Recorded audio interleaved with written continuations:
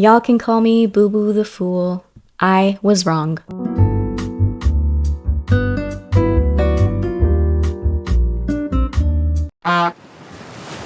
Hello everyone and welcome back to Disingenuous. I'll be the first one to admit it. I was wrong about Ned. Ned Fulmer's comeback has been less than ideal and the internet is not happy with him. If you haven't been keeping up, I'll link in the iCard above a couple videos that I did on Ned already. Go ahead, pause this video, I give you permission, click that iCard above, and then come back to this one after you've watched those. So after Ned's return to the internet, he has made some interesting steps in an effort to salvage the remnants of his career. And it's really hard to watch, to be honest. Dude is crashing and burning and allegedly buying views, and it's giving me secondhand embarrassment. I feel that he fucked up so badly that there is just no coming back to the internet after what he did. I think it's time to pivot, dude. It's really hard to continue watching him crash and burn and make a fool out of himself on the internet. You might be asking, what did Ned do now? I'm glad you asked. On his podcast, Rock Bottom, Ned posted a video with Lauren LaRusso, who is a psychotherapist and author that specializes in the topic of infidelity and the process of recovery. Lauren shares that her marriage fell apart when she found out that her husband was having an affair. So in this situation, Lauren is the one who was betrayed. It's very interesting that Ned is here interviewing her when he was the betrayer. And the name of this episode is Rich. It's Why Do People Cheat? I don't know, Ned. Why do people cheat? I feel like you should be an expert in this topic. The motivation behind this episode of his podcast feels like he's trying to get his audience to view him as a good person who just made a really bad choice. And essentially, it feels that he's telling his audience how they should feel about him. Highlighting his own humanity and mistakes in order to generate empathy and sympathy from his audience is not going to work. I understand the sentiment behind it, and I also understand that he probably feels really attacked. People really have not given him a break on any of his content. All of his videos are filled with hate comments. And I get it, he's probably tired. But it's not his place to guide the audience toward empathizing with him. That has to happen organically. And this episode feels like a very strategic move, which is exactly why it's backfiring. He's trying so hard to gain empathy that people can see right through him. It comes across as a desperate attempt to repair his image, than him actually putting in the work to be a better person. And by bringing an expert onto the podcast who specializes specifically in extramarital affairs and infidelity, it seems that he's trying to get validation from her, wanting her to tell him, yeah, you've worked on yourself and you're doing great, you're growing. It's like he's telling his audience, see, this psychotherapist understands that I'm human and that I have changed and that I'm working towards being a better person and that people should have empathy for cheaters too. But Lauren makes it very clear, and you can visibly see Ned looking uncomfortable when she says this, but she makes it clear that Ned is not the victim. Experiencing infidelity has the opportunity to make all parties more empathetic. I know I am so much more empathetic now, so much more tolerant, because you just get broken wide open, and that happens on all sides. It's the best of what can happen on all sides.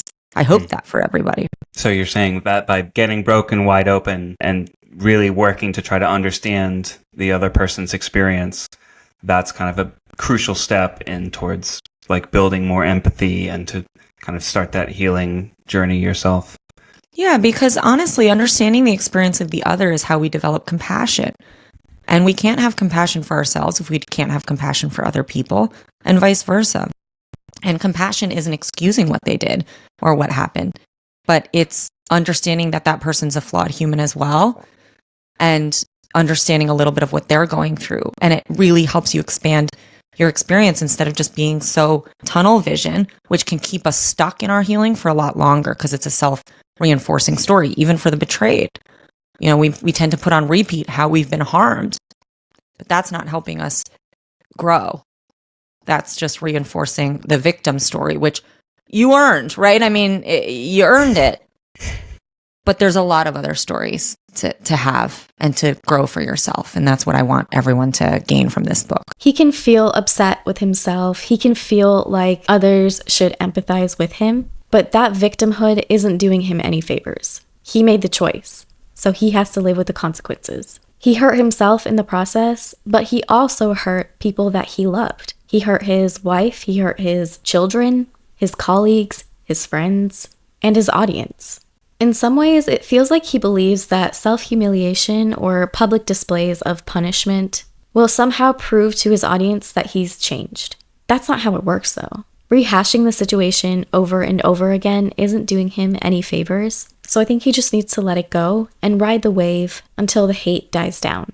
The internet is not going to stop being critical. That's completely out of his control. But what he can control is how he moves forward. Bringing a psychotherapist onto his channel also feels disingenuous because it seems like he's trying to prove that he is emotionally mature and self-aware. But I think the very fact that this is a public conversation removes all authenticity. Because the second he monetizes this, it comes across to his audience like this is just a performance. And his focus on managing his public image and making sure people see him as human feels forced, like he's trying too hard.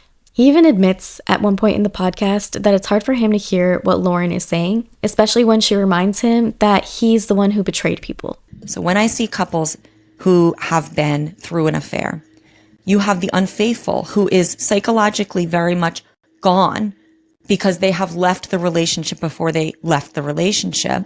And then you have the betrayed spouse who's really confused about their standards for a relationship because this isn't it, but this is also the person they share their life and family with. And so they find themselves oftentimes fighting for a relationship that they always believed they would get up and leave. You're just too late as a betrayed spouse. Oftentimes they're too far gone. This is a tough conversation for me because everything you're saying is resonating with me through my own experience. And it's, bringing up a lot. I'm sure that your book and this work is so relevant to people because these feelings are so big and betrayal is so common, and everything that you're saying is really checking out for me as things that I experienced or things that we both experienced in the kind of recovery and healing process. I actually really appreciate that Lauren doesn't tiptoe around and directly names the cheating as harmful behavior. Lauren herself was betrayed by her husband when she found out that he had been having an affair. It's interesting that Ned is having Lauren on his podcast as she was the one who was betrayed, whereas Ned is the one who betrayed. Because of this, he should have a good idea of why people cheat. And I understand that Lauren specializes in this topic. I see the value in that. But it's just, I feel like it's not his place. I think it would make more sense if Ned was the one who was betrayed and Lauren was the one who betrayed her spouse. Because in that situation, he would be trying to understand a perspective of an experience he hasn't lived. But in this case, because he is the betrayer, there should be no questions about why people cheat, especially if he's done years of therapy at this point to self-reflect and understand his own motivations. Imagine someone you live with going and setting your house on fire on purpose, and then they turn to you as the house is burning and ask, "So why do people start fires?" You would be absolutely dumbfounded. Like, "I don't know, dude, why did you light a match and throw it at our house?" How the f do you even respond to that? And that's what it feels like Ned is doing here. I think what's even more confusing about all of this is that he doesn't seem to have the forethought of how his audience might perceive this. People are not going to respond well to a cheater asking someone else who was cheated on why cheaters cheat. And I understand it's a little bit different here because she is a psychologist who specializes in this topic. So her perspective is coming from a psychological standpoint of the human brain and human motivations. But I think him interviewing someone with such expertise is also motivated by a need to show his audience that he is human and makes human mistakes. The issue is, though, the audience doesn't need to hear that from him. He is not the person who should be delivering this message. This really just seems like a strategic move, which is also exactly why it's backfiring. He's trying really hard to gain the empathy of his audience, and because he's trying too hard, it just comes off as disingenuous. At this stage, no one cares about what he has to say because the trust is gone. We don't trust his character or his value system. And so anything that he suggests is probably going to lead to people thinking the exact opposite, because people don't want to align with someone who acted far outside of their moral code. By having conversations about the infidelity, we're just dredging up a topic that is tired. It's been talked about ad nauseum. Every decision that Ned has made since coming back to the internet has felt performative. First, he came back with a podcast interviewing his ex-wife, where he essentially asked her what it felt like to be cheated on and betrayed. And that's incredibly uncomfortable, given that he's the one who caused that pain. And that conversation should have been facilitated by a neutral third party.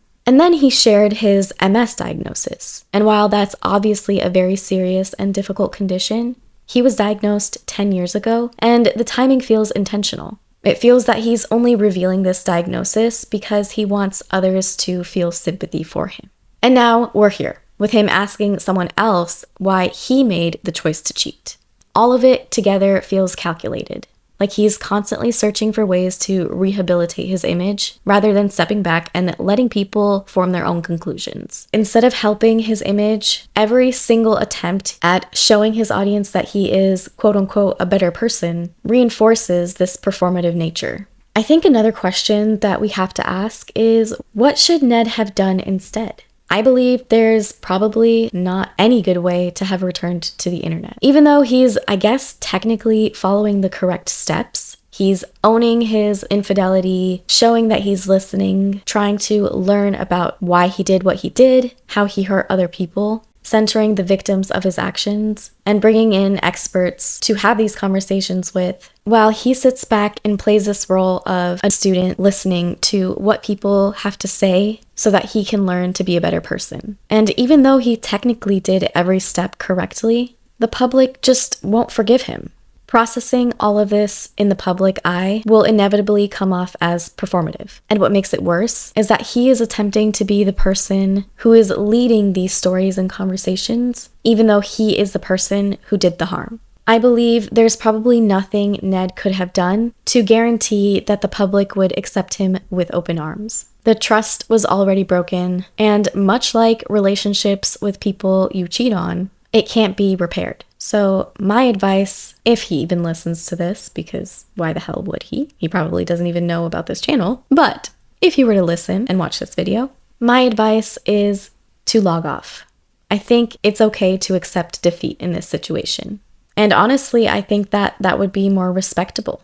He could acknowledge, okay, I really fucked up. The internet wants nothing to do with me. That's fine. I understand. This is what I did to myself. I have to deal with the consequences of my own actions. So I'm going to pivot to something else. And it's not like he doesn't have other experience. He went to Harvard. He has a degree. He has experience being a business owner, though a shitty one. But theoretically, he does have some hard skills and soft skills that would guarantee that he would be fine.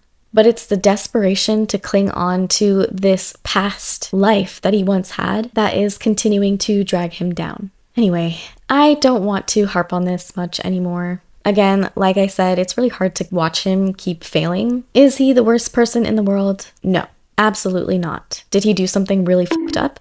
Yes, absolutely. And it's not my place to say what he deserves and what he doesn't deserve, but what I will say is that I wish only the best for him, not necessarily because I like him, but because I care about his family, I care about his children, and I can only imagine seeing your father be dragged on the internet, completely annihilated by the audience, probably doesn't feel good. I realize that his kids are still young, but the internet is forever, and I am sure that his kids will see it. So, Ned, bestie, save what little dignity you still have and go find something else to do. I'm curious to hear if you guys agree that there was probably nothing Ned could do to gracefully return to the internet. I firmly believe that there's just no coming back. He's absolutely cooked, but I wonder if any of you disagree. Let me know what you think about Ned Fulmer in the comments down below. Also, let me know if there are any topics that you would be interested in seeing me cover. I was thinking maybe talking about Caleb Hammer. I forgot that that dude existed. And when D'Angelo Wallace posted a video responding to something dumb Caleb said, so many Caleb Hammer memories were unlocked in my tiny little bird brain. Alrighty, well, that's all that I have for you all today. Let me know what you think in the comments down below. Don't forget to like this video, and if you enjoyed your time here, consider subscribing as well. And I'll see y'all in the next one.